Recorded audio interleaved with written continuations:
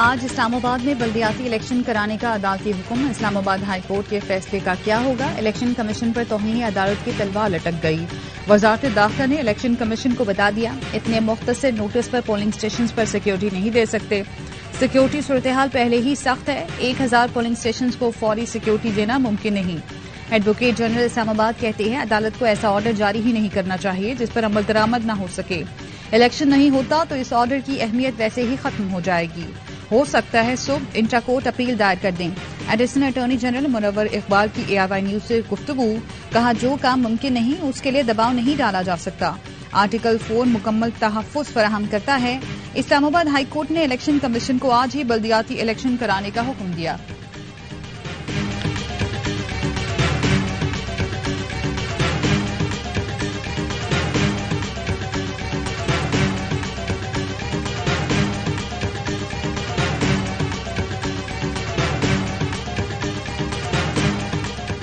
کل تو الیکشن کروانے پڑیں گے نا. آئین میں قانون میں تو کوئی گنجائش نہیں ہے. پاکستان کا وزیر داخلہ وہ یہ کہہ رہا ہے کہ پاکستان اتنا خطرناک ملک ہے کہ یہاں پہ بلدیاتی الیکشن بھی نہیں ہو سکتے. یہ بیان دینے سے پہلے انہیں استعفیٰ دینا چاہیے.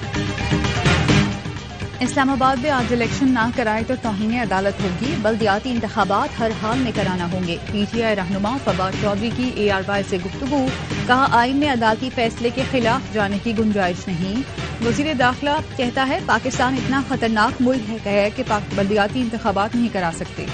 یہ بیان دینے سے پہلے وزیر داخلہ کو استعفیٰ دے دینا چاہیے. شاہ محمود قریشی کہتے ہیں عدالتی فیصلے سے حکومت کی فرار کی کوشش کو شکست ہوئی. اسلام آباد کے بلدیاتی الیکشن کے انتظامات تو پہلے ہو چکے تھے. الیکشن ملتوی کرنے کا اب کوئی جواز نہیں رہا.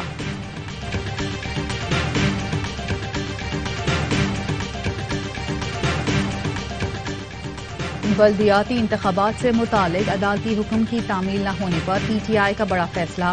الیکشن کمیشن وفاقی حکومت کے خلاف توہین عدالت درخواست دائر کرے گی. تحریک انصاف کی جانب سے درخواست صبح اسلام آباد ہائی کورٹ میں دائر کی جائے گی.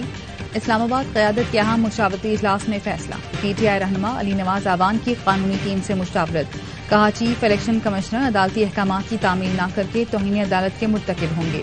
جماعت اسلامی نے بھی الیکشن کمیشن کے خلاف توہین عدالت کی درخواست تیار کر لی.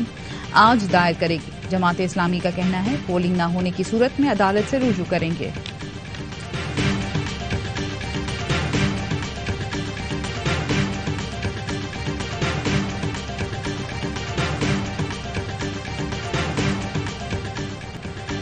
قومی مفادات پر کوئی آنچ نہیں آنے دی جائے گی. پاکستان کو للکارنے والوں کو پوری قوت سے جواب ملے گا. پوری قوم دہشت گردی اور دہشت گردوں کے خلاف ایک بیانیے پر متحد ہے. قومی سلامتی کمیٹی اجلاس کا اعلامیہ جاری. وزیر اعظم کی زیر صدارت اجلاس میں ملکی معیشت، دہشت گردی کی حالیہ لہر سے متعلق عوامل، سد باب کے اقدامات اور افغانستان کی صورتحال پر شرکاء کو بریفنگ دی گئی. دہشت گردی کے شہداء کی عظیم قربانیوں کو خراج عقیدت پیش کیا گیا. قومی سلامتی کمیٹی کا اجلاس 2 جنوری 2023 کو دوبارہ ہوگا. سامنے آنے والی تجاویز کی روشنی میں مزید فیصلے کیے جائیں گے.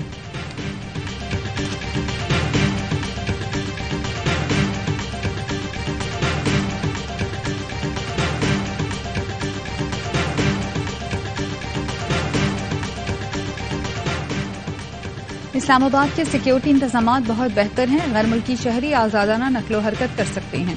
پاکستانی حکام کی غیر ملکی سفارتکاروں کو بریفنگ. سیکٹر 10 دھماکے میں تحقیقات کی پیش رفت سے بھی آگاہ کیا گیا. غیر ملکی سفارتکاروں کی جانب سے بریفنگ کو تسلی بخش قرار دیا گیا. پارلیمنٹ ہاؤس کی سیکیورٹی مزید سخت کر دی گئی. بیرونی دروازے پر FC تعینات. کمیٹیوں کے اجلاس ملتوی کر دیے گئے.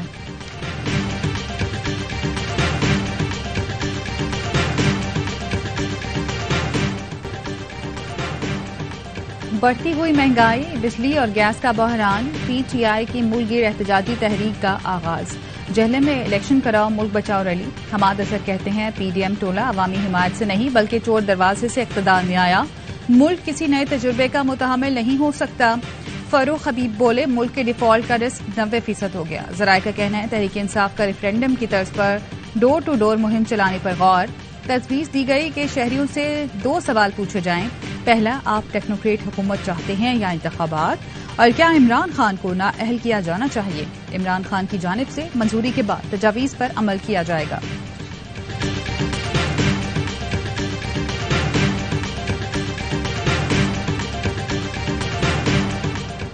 गुंजाइश नहीं है जी, आइन बड़ा वाज़ेह है। ये एक किसी की ख्वाहिश हो सकती है, लेकिन अमली तौर पे इस तरह वक्त से पहले असम्बलियाँ जो हैं वो जाती हैं तो 90 डेज हैं, अगर टाइम पे इलेक्शंस होते हैं तो 60 डेज हैं। आइन में टेक्नोक्रेट हुकूमत की कोई गुंजाइश नहीं। वजीर कानून आजम नजीर तारड़ ने टेक्नोक्रेट सेटअप को गैर आइनी करार दे दिया। कहा, आइन वाज़ेह है, वक्त से पहले असम्बलियाँ जाती हैं तो 90 रोज में इलेक्शन होंगे। निगरां हुकूमत के अलावा कोई गुंजाइश नहीं। टेक्नोक्रेट हुकूमत किसी की ख्वाहिश हो सकती है, अमलन मुमकिन नहीं। मुल्क की मईशत के लिए इक़दाम आइन के अंदर रहकर उठाए जा सकते हैं।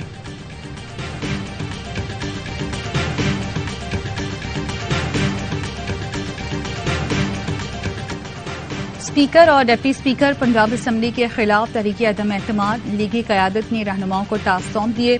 वोटिंग की सूरत में अरकान पूरे करने की हिकमत अमली पर गौर। नून लीग को तहरीक अदम एतमाद पर ऐवान में 186 अरकान पूरे करने हैं। अपोजिशन इत्तेहाद के पास इस वक्त पंजाब असम्बली में 180 अरकान हैं।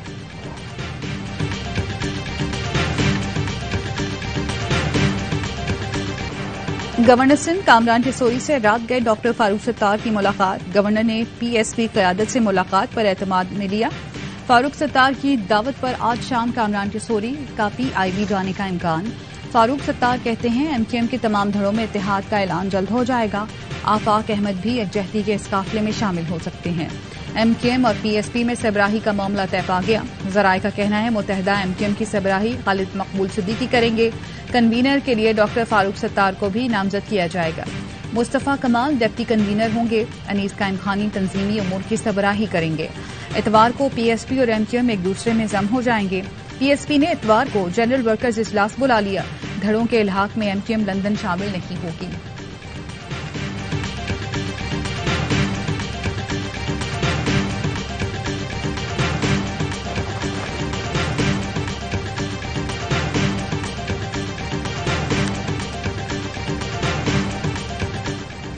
कराची में एक और तालिबे इल्म डकैती मज़ाहमत पर कत्ल। जहांगीर को नॉर्थ कराची सेक्टरात में फायरिंग का निशाना बनाया गया।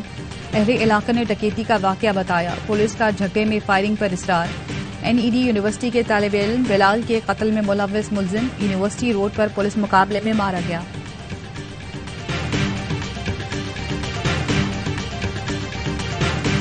धुंध के बायस मोटरवेज के मुख्तलिफ सेक्शन ट्रैफिक के लिए बंद। M1 इस्लामाबाद कौसवाबी और M2 लाहौर तक काला शाह काकू तक बंद कर दिया गया।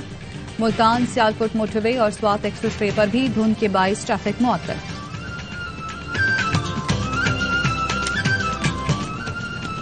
और साल 2022 का आखिरी सूरज मुल्क भर में इस उम्मीद के साथ तुलू हो गया कि नया साल मुल्क के लिए तरक्की खुशहाली लाएगा।